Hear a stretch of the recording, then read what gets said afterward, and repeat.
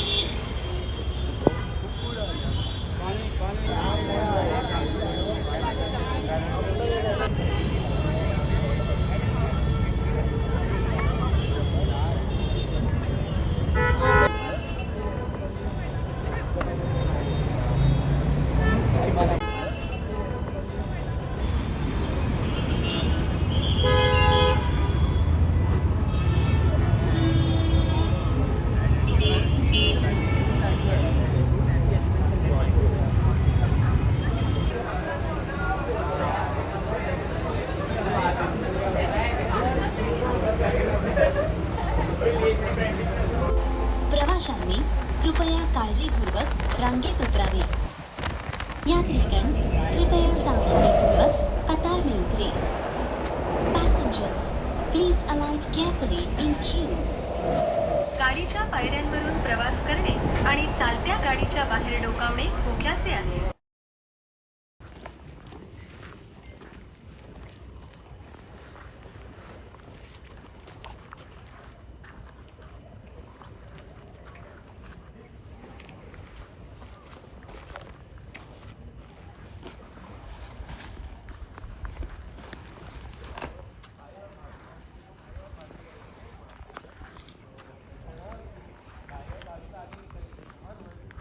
Hello. हां, चल ना बसूया. काय नाही यार, खूप टेन्शन आहे यार. चला हां हां, तुझ्या घरीच बसूया. आलो. ओके, चला.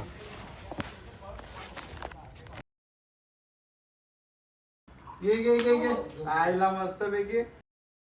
अरे घे चिअर्स घे बडी. प्यायल्यावर थोडं हलकं वाटतं, पण फक्त थोड्याच वेळासाठी. दुःख फसवत नाही, ती थांबून वाट पाहत असतात पुन्हा मनात शिरायला.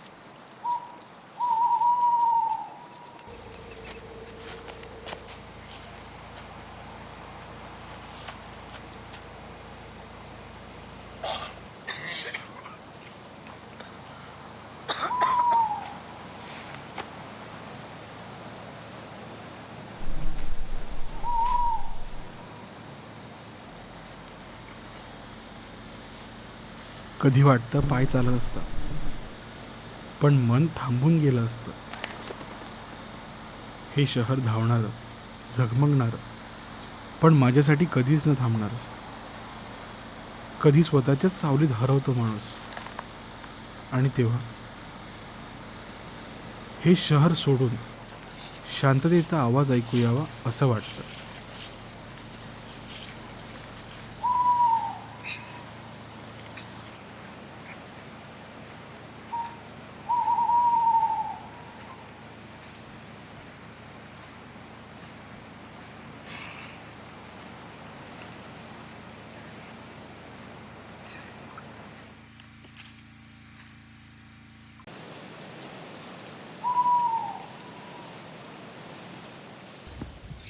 उगवत्या सूर्यास ओवाळावं, दिवस नव्यानं बोलवावा.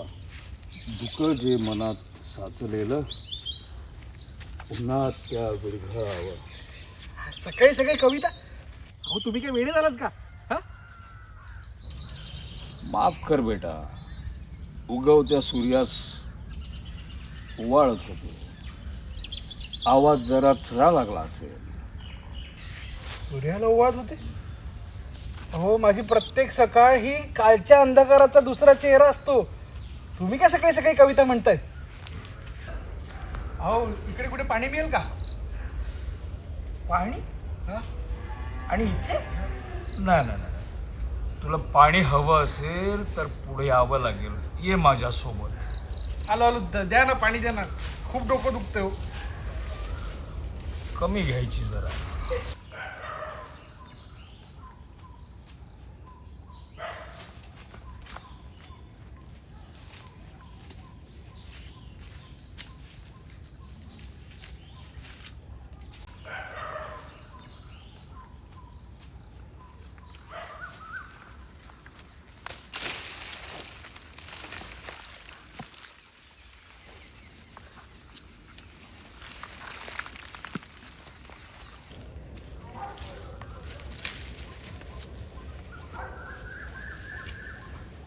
अहो अजून किती वेळ चालायचं आपल्याला? फार काही नाही, एक पायवाट आहे. आता फक्त चालायचं आहे आपल्याला. अहो पण कशासाठी? कळेल तुला बेटा, कळेल. चालत राहा फक्त. आता एवढं चालायचंच आहे तर तुम्हाला काही गोष्टी सांगू का?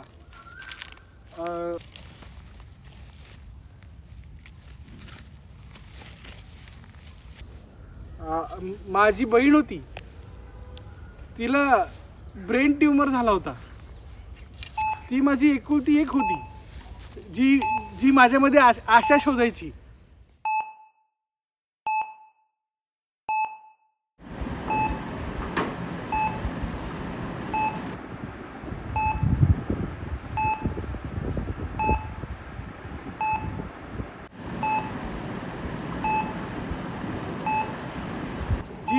जी माझ्यामध्ये आशा शोधायची, पण ती सुद्धा मला सोडून गेली.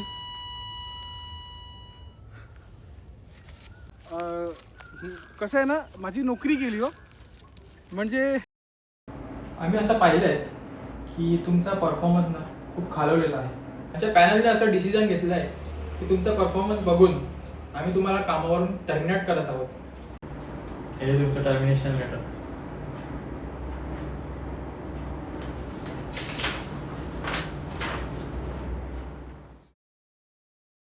अहो सर खूप प्रॉब्लेम चालू होतो सर.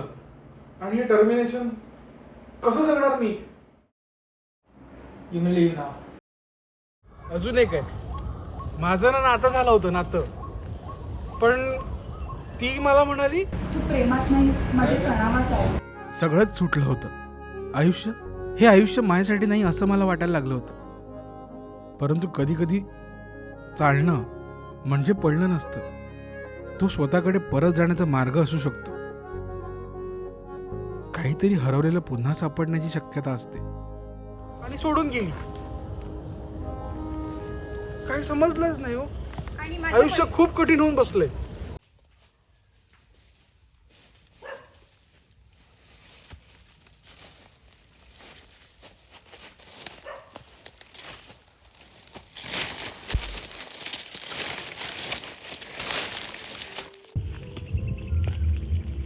आणि यार खूप थकलो. कुठे आणलात तुम्ही मला हे? चल हे बाळा, चल.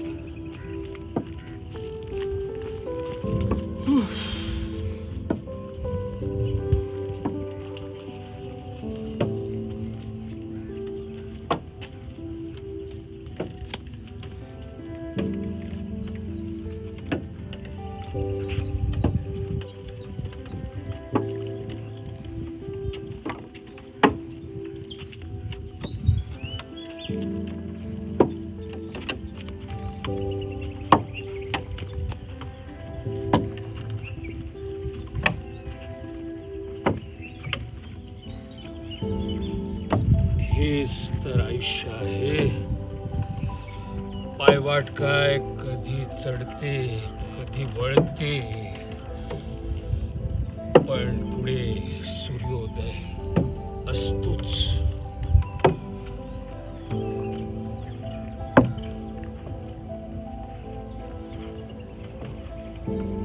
मी शोधायला निघालो होतो शेवट, आणि इथे आलो. सुरुवातीवर एक वाट होती, एक साथ होती. कळलं की दुःख सांगून टाकली किती लहान होतात. आणि जेव्हा कोणीतरी ते ऐकतं तेव्हा वाटही सोपी होते आणि मनही हलकं होतं.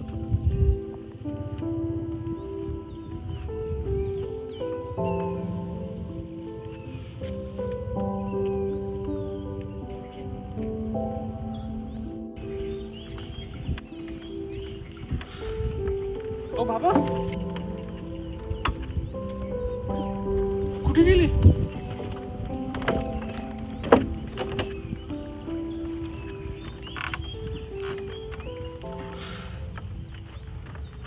राजन काका म्हणजे कोण होते हे माहीत नाही.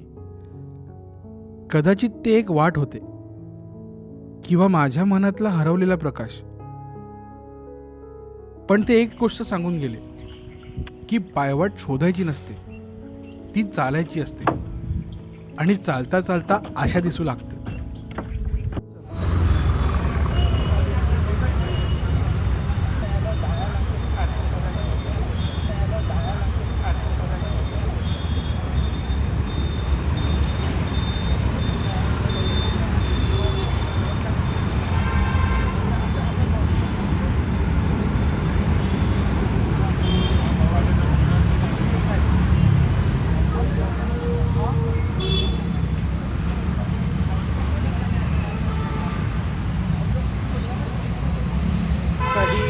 त्रास आहे का? हो, आयुष्य खूप गोंधळलेलं आहे. फार कठीण परिस्थितीत सापडली. मी काही सांगू का? म्हणजे एक पाऊलवाट आहे, फार काही नाही, फक्त चालायचं. कधी कधी आपल्याला वाटतं आपण हरवलोय, पण खरं तर आपलं मन सुटत चाललेलं असतं. गोंधळातून शांततेकडे, गर्दीतून स्वतःकडे, शहराच्या कोलाहलातून मनाच्या एखाद्या कोपऱ्यात हरवलेल्या आवाजाकडे. कदाचित हरवणं हेच खरं शोधणं असतं. शहरातलं पहाटेचं भान मी विसरलो होतो. इथे मात्र एक सकाळ काही सांगून गेली. कोणी न केलेली विचारपूस, कोणी न केलेली काळजी. या वृद्ध डोळ्यात शांततेचं काहीतरी उमटलं. कदाचित इथून सुरू होते ती पायवाट जगण्याची. कधी कधी अनोळखी असतो आपल्यासाठी आपलंसं, आणि परक्यांच्या मुख्य शांततेत सापडतो स्वतःचा आवाज. आपण ज्या गोंधळात स्वतःला शोधतो, कधी तो शोध एखाद्या नीरव क्षणात, एक अनोळखी माणसाच्या सहज हसण्यात, किंवा एखाद्या झाडाच्या सावलीत सापडतो. शब्द नाही लागत तिथे, फक्त असणं पुरेसं असतं. कधी चालणं फक्त ठिकाणापर्यंत नेत नाही, ते आपल्याला स्वतःकडे परत नेतं. आणि त्या पायवाटेवर एखादा शब्दहीन माणूस तुला तुझं प्रतिबिंब दाखवून जातो. आयुष्य म्हणजे एखादी पायवाट, कधी काटेरी कधी निवांत, पण ती चालताना आपल्याला वाटतं की आपण एकटेच आहोत. खरं तर कोणीतरी आपल्यातच असतं, शांत, समजूतदार, आणि म्हणतं थांबू नकोस, पुढे सूर्योदय असतोच.